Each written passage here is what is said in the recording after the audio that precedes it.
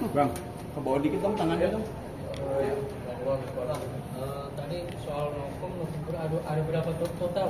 Nah, kita mulai dokumen. Nokumnya ditolong sama dia. Nah ini, jadi kita sebaiknya lengkap ya. Jadi kita sampaikan.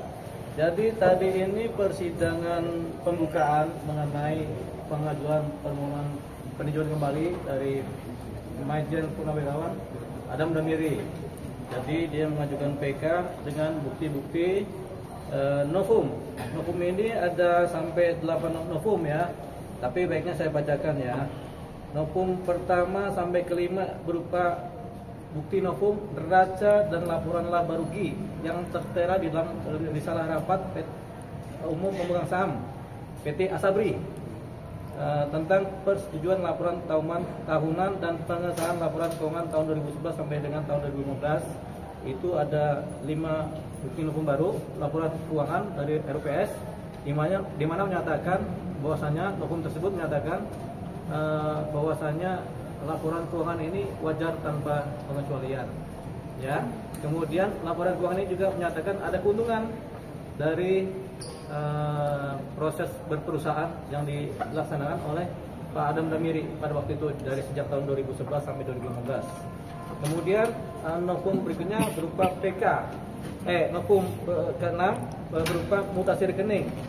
Jadi kan Pak Adam Damiri ini kan dihukum membayar uang pengganti sebesar 17 miliar dari dana rekening pribadinya Pak Adam Damiri yang sebenarnya uang itu bukanlah uang dari Asabri, bukan juga uang turunan dari putra-putra Asabri, bukan, tapi uang dari kerja Pak Adam Damiri berinvestasi dengan keluarganya dengan pihak lain yang tidak terkait dengan kasus Asabri.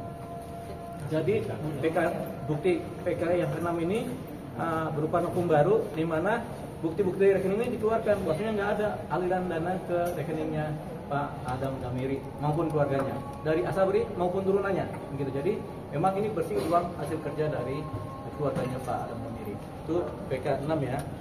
Baru kita masuk ke PK 7. Pemberitaan dengan judul portofolio Asabri di 11 saham bertambah. Jadi kan waktu Pak Adam Damiri diputuskan bersalah, itu katanya saham-sahamnya itu anjlok dan hancur. Ternyata ketika kita cek di bukti PK yang ke-7 ini, bukti novum ini ternyata malah bertambah itu saham-saham nilainya. Jadi kalau saham belum dijual belikan, dia kadang-kadang turun, kadang-kadang naik. Gitu namanya grafik saham kan.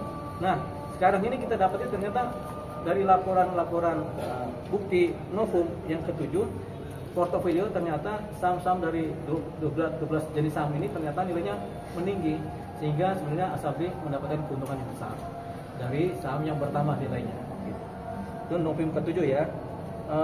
Novum ke-8 memang kita bisa lihat dari bukti platform investasi saham digital yang sudah kita ketahui ternyata memang sahamnya besar sekali yang sedang ada ya. Jadi Asabri di masa kepemimpinan Pak Adam Damiri ternyata tidak rugi, tapi malah untung. Begitu sekarang ini udah untung lagi Asabri itu dari pola-pola persamaan yang terjadi tahun 2011 sampai 2016. Tadi sebutin Bang kalau misalkan Pak Adam Damiri itu tidak memperkaya diri sendiri atau orang lain. Betul. Betul. Memang Pak Adam Damiri ini kan dia prajurit tentara ya. Dia adalah veteran perang Timur-Timur, ditempatkan oleh pemerintah pada waktu itu menjadi direktur utama.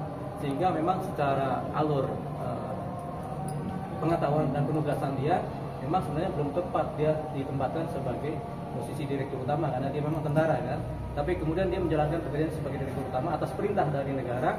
Kemudian dia juga mendelegasikan kepada direktur investasi dengan surat kuasa untuk mengerjakan segala sesuatu yang terkait dengan proses pengembangan Asabri. Makanya dia sendiri tidak begitu terlibat di dalam hal tersebut. Yang paling penting kerugian negara itu terjadi setelah beliau selesai menjabat, setelah dia berhenti dari Asabri tahun 2015-2016, tahun 2016-2020 lah kerugian terjadi besar pada masa direktur utama berikutnya itu Pak Sony Wijaya. Jadi karena direktur utama berikutnya bikin rugi, dia ke bawah. Padahal dia nggak kenal tuh Sony Wijaya, serah terima iya, tapi sederetan pihak-pihak lain-lain yang berada dalam lingkaran di wilayah tahun 2016 ke atas sampai 2020 dia tidak mengenal. Sehingga dia memang tidak turut serta atau tidak bersama-sama dengan mereka karena dia sudah pensiun, tidak ada lagi pekerjaannya. Cuma kemudian entah bagaimana dalam putusan sidang pengadilan negeri tipikor dia dinyatakan turut serta bersama-sama. Padahal dia sendiri waktunya dia tahun 2015 sudah selesai, udah di rumah saja. Sementara kejadiannya 2016 sampai 2020. Inilah kemudian kita anggap sebagai dia tidak merugikan pihak lain maupun memberkahi diri sendiri. Karena memang gak ada uang masuk dari Asabri ke dia, tidak juga dia memberikan kepada pihak-pihak yang jadi tersangka berikutnya atau terpidana sekarang ini, yang memang mereka melakukan itu pada tahun 2016 ke atas.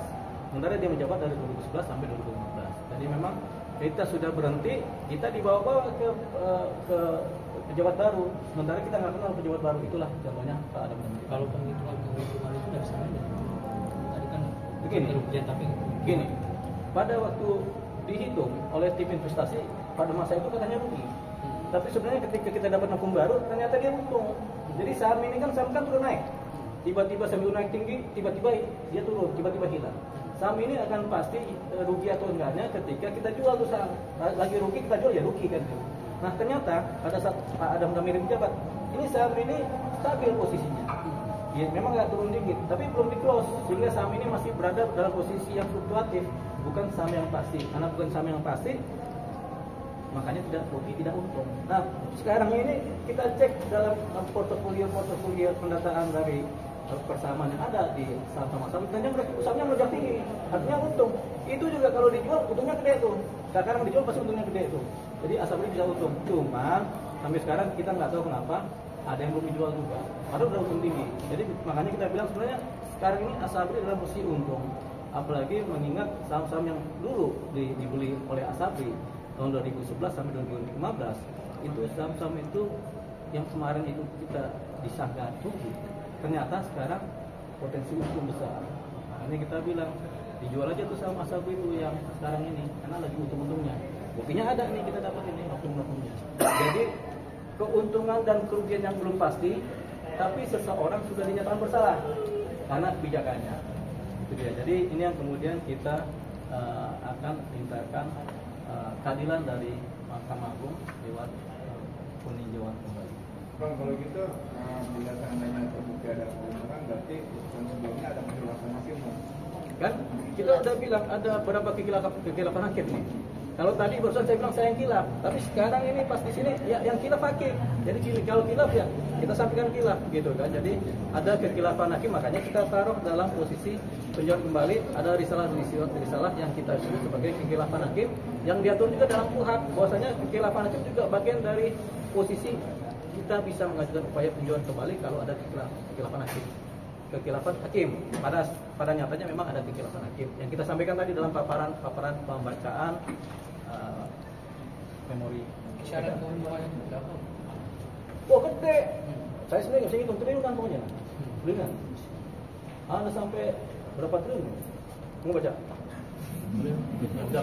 Pokoknya ada ratusan triliun untuk. Makanya kita sampaikan kepada Menhankam, kepada sekarang siapa yang memimpin Asabri.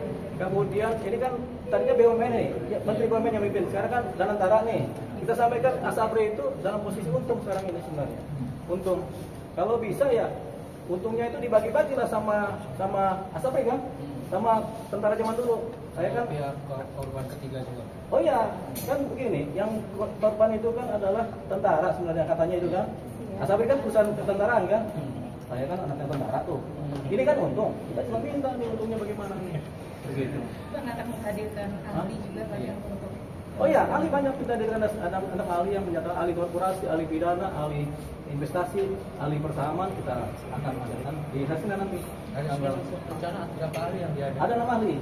Yang maksudnya untuk hasil itu berapa Ahli semua 6 ahli semua yang dihadirkan. Ya. Karena memang hakim memberikan ruang yang luas-luas untuk kita mengeksplorasi yang namanya ahli tadi kan. Makanya dari jam 1 siang sampai malam pun para hakim yang memverifikasi hukum ini akan dan memverifikasi ahli ini akan welcome untuk semuanya dibuka dalam sidang berikutnya tanggal. Dan ini semuanya dihadirkan. Iya, semua dihadirkan. Ahli ini belum pernah dihadirkan ya Bapak di sini. Selama ini ahli belum pernah dihadirkan. Ahli ini baru kita hadirkan setelah kita cari ahli. Ketemulah para ahli-ahli yang sebenarnya kita. Gitu. Ada lagi? Cukup. Ya, Cukup. cukup. Terima kasih Bang. Ya.